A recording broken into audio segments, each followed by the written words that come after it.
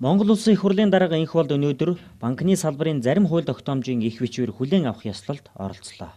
Банкны салбарын зарим хууль тогтоомжийн их бичвэрийг хүлээн авах ёслолыг нээж Монгол банкны ерөнхийлөгч Баярт сайхан үг хэллээ. Монгол банкнаас 2016 оноос эхлэн дунд хугацаанд хэрэгжүүлэхээр банк санхүүгийн салбарын хууль эрх зүйн шинэтгэлийн хөтөлбөрийг санаачилж эхлүүлсэн юм а. 2018 оныг Монгол банк санхүүгийн салбарын реформын жил болгон зарлаж, бодлогын тодорхой зорилтуудыг тавин хэрэгжүүлж эхлээд байна.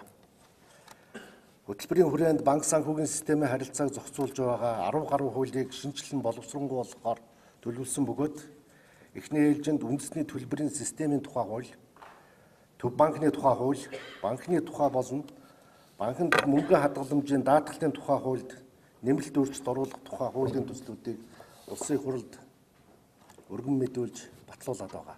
Тэгээд улсын хурлаар батлагдсан хуулиуд 4-р сарын 1-ээс эхэлж хүчин төгөлдөр болж мөрдөгдөхөөр байгаа. Бид энэ хугацааг одоо хүлээхгүйгээр юуны өмнө эдгээр хуулийн хуулиудаа бид тусгай тогтмол ном болгож хэвлүүлсэн энд одоо тавиатай байж байна. За эдгээр хуулиуд улсын хурлаар батлагдаж мөрдөгдөхтэй холбогдож одоо мөрдөгдөж байгаа болон шинээр гаргах 20 гаруй одоо журам боловсруулах ажлыг бид одоо эд хийж байна.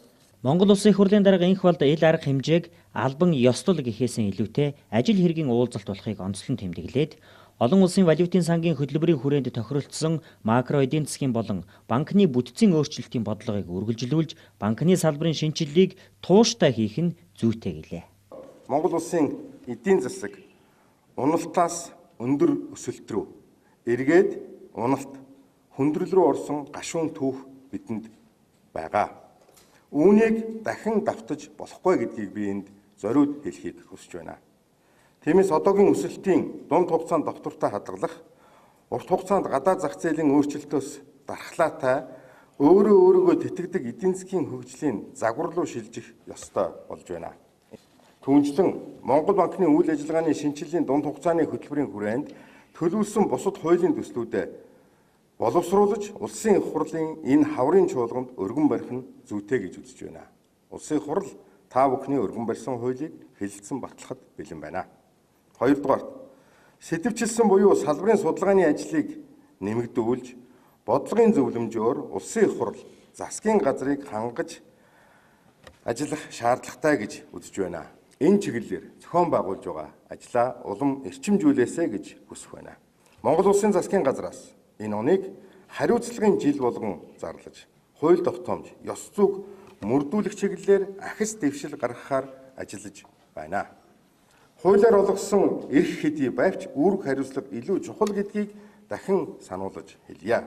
Та бүхнийг батлагдсан хуулиа чанд мөрдөн хариуцлага дээшлүүлэн улс орныхоо хөгжил дэвшил үнэтэй хувь нэмэр оруулахыг хүсэж өрөөж байна.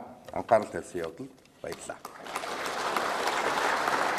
Банкны салбарын зарим хууль тогтоомжийн их бичвэр хүлээн авах ёслолд Улсын их хурлын гишүүн эдийн засгийн байнгын хорооны дарга Дамбочор, Улсын их хурлын гишүүн засгийн газрын хэрэг эрхлэх газрын дарга Зандан Шатар, Улсын их хурлын гишүүн Содбаатар, Баттөмөр нар болон банкны салбарын удирдах ажилтнууд оролцлоо. Монгол Улсын их хурлын 7 дахь удаагийн сонгуулийн үр дүнд байгуулагдсан Улсын их хурл өнгөрсөн 3 удаагийн чуулганаараа нийт 493 хууль, 143 тогтоол хэлэлцэн баталсан нь өмнөх Улсын их хурлын мөн хугацаанд баталсан хуулиас 83 хувиар, тогтоолоос 23 хувиар тус илүү байгаа бөгөөд тэдгээр хууль тогтоолын 14% нь эдийн засаг санхүү, бизнесийн орчны зохицуулалтын эрх зүйн акт байгаамаа.